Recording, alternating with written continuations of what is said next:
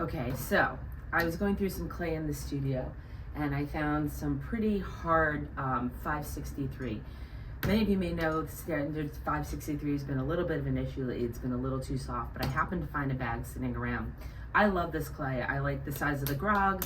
I love the color white, but sometimes it's just been a little too soft. But I wanted to show you how to work with warmer clay, what you should choose to make with harder clay. Warmer, I meant dry clay. So one of the things I'm going to start with is warm water. I am against throwing with warm water at all times. I believe that warm water is going to dissolve your clay. I'm just going to center while I talk. Warm water is going to dissolve your clay and leave the grog. So the grog is a lot less soluble than the clay. So you end up with a lot of slip and all the grog. So I usually avoid warm water, except for when my clay is super hard, because that's exactly what I wanted to do. I wanted to sort of break it down a little bit more. I don't want to use a lot of water, but I want to use just enough so that I can get it centered. It is a little harder, so we want to really kind of use our whole skeleton to center. And cone up quite a bit, because just because one part of it feels hard doesn't mean the whole thing is super hard. And therefore, by coning up and down, you're sort of wedging the clay. The dry clay in the middle is getting exposed to water while you peel back the clay that's going to be on the outside. So when you have dry clay, what do you make? Well, I tend to make slabs all the time. If I have clay that's almost dry, slabs are really the best thing to do with it. But I'm going to make something that takes a little bit more strength. So I'm going to make an angular bowl. Normally I would have to use the heat gun to dry it and everything, but I think that this stiffness of this clay should give me the ability to make something that sort of hangs out past the foot at a pretty death-defying angle. I'm having a little problem with my bat here, so I'm going to take hard clay. Remember, don't ever use soft clay to clog those holes, because the soft clay is malleable and elastic, and then that's just going to be a smushy thing moving around with your bat. So I always try and find hard clay hanging around. I know you don't like to believe you have a clean studio, but somewhere there is a block of hard clay. And see, that's going to serve as a rock, at least until that clay gets wet. But once that clay gets wet, hopefully you'll be already done centering your clay, and it won't make a difference.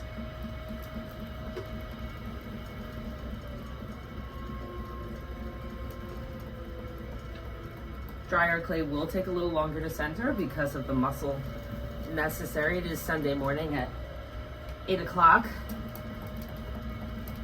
A lot of you guys know I just opened my third studio, so I'm working a little bit more. So I'm in here a little late. Slept in a little bit. All right, so we're gonna go ahead and I think that we're gonna call that as centered as a hard piece of clay can get. Okay, so what I'm gonna look for is this right angle. And I want a real high foot on this. One of our members just made this great high foot pot. So my adjustment to how I throw is, when I throw bowls, sometimes I start on the inside and scoop up. Sometimes that'll eat away at the foot that I've left. So I want to leave this foot super high. I'm talking like an inch. Let's see what we got here. Yeah, bam. That's about an inch. Because I want to accommodate for my quirky way of throwing, and I want to get a real good foot on there. And remember, when you get a real good foot on your pot, you want to also make sure you have enough room for the floor of your pot. A lot of people underestimate that, 1/8 of an inch, 3/8 of an inch, that will go between the foot and the food. All right. So now I'm going to start to pull. I opened my inside about, I don't know, that much.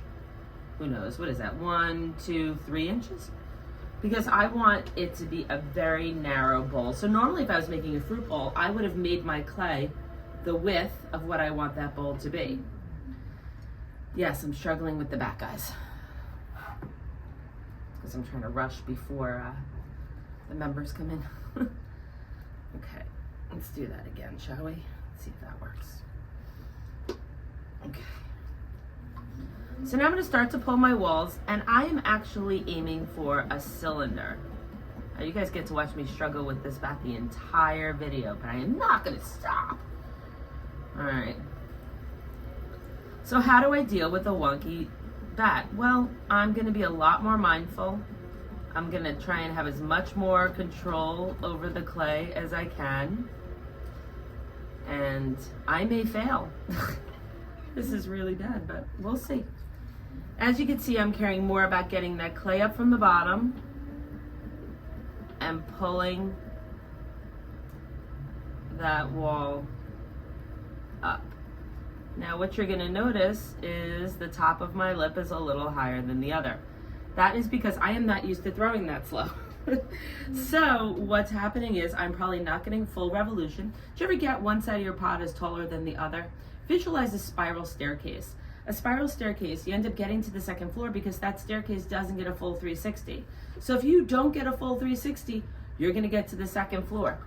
So that's all about either slowing down your hands or speeding up your wheel. Now, you're gonna say, hey Melly, you're gonna cut the top of that pot off? I am, but why would I cut off the top when it's a ½ inch and take off an ounce of clay when I can pull the walls and wait until it's, 3/8 of an inch and only take off, ½ an ounce of clay. So I always wait for the trimming of the haircut to happen when my walls are thin. I just try and fight through the wonk and the unevenness.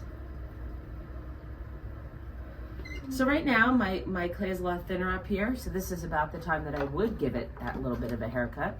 So the key to doing the pin tool trick is to hold your clay in front of you with 2 fingers, really wet fingers. You want your wheel to be going quickly. You want to hold on to this pin tool, and you want to lean that pin tool, you're holding onto it close to the pin. You want to lean it on your thumb. You want to make your wheel go fast, and you're going to kind of play pool. So hold it like a pool cue.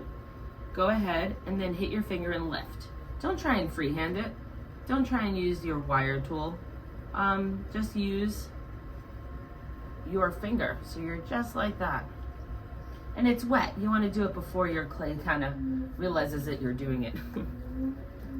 Okay. So I don't want this to be super thin. And that's because I want to stretch it out straight. And if my pot is super thin, when it stretches, it's going to be way too thin. Then I'm definitely not going to be able to take advantage of the dryness of the clay because it's going to be so thin that it won't make a difference the minute it hits that sort of outside area. It's going to flop. So I'm just going to try and clean up my bottom a little bit more. I have, in the process of this, lost a little bit of the foot, so I'm glad that I left an inch. Fix that top there. All right, guys, so this video is really all about proof to make sure that you kind of start with your right foot forward, or whatever, best foot forward, not a crappy bat. That helps. Centered clay, wedged clay, anything like that, because the problem you have will pretty much stay with you the entire time. All right, so I'm gonna take my giant rib. I have one that's smaller, but I think it was borrowed. And I'm going to hold this in the hole, because I'm a big fan of the hole. I want to put it where my foot is going to start, which is going to be around here, where the bottom of my bowl.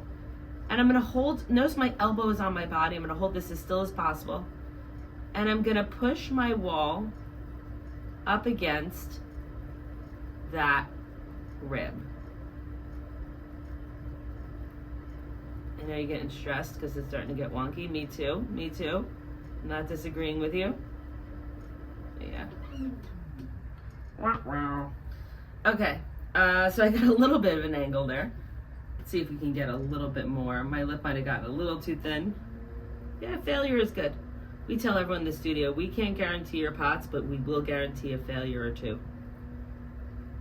I guess that's why that's so awesome about this, right?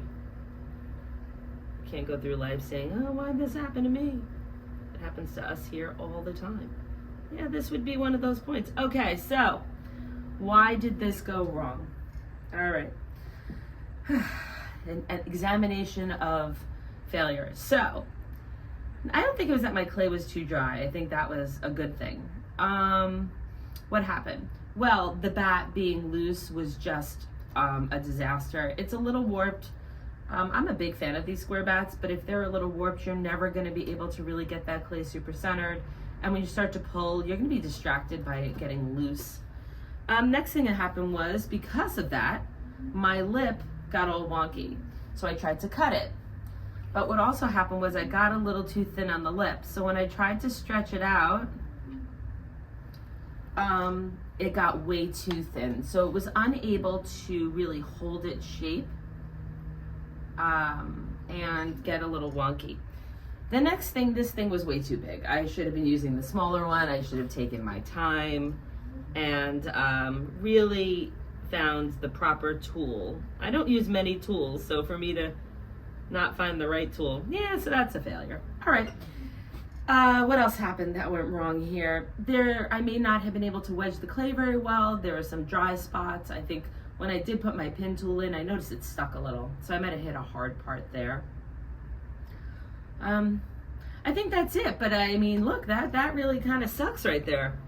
So what do we do with that? Well, we could do a couple of things. We can get a wire tool and cut it in half. We could save it if you're not paying for these in a studio, and maybe we can use it as a glaze sample for your amicos. I'm a big fan of making one giant glaze sample.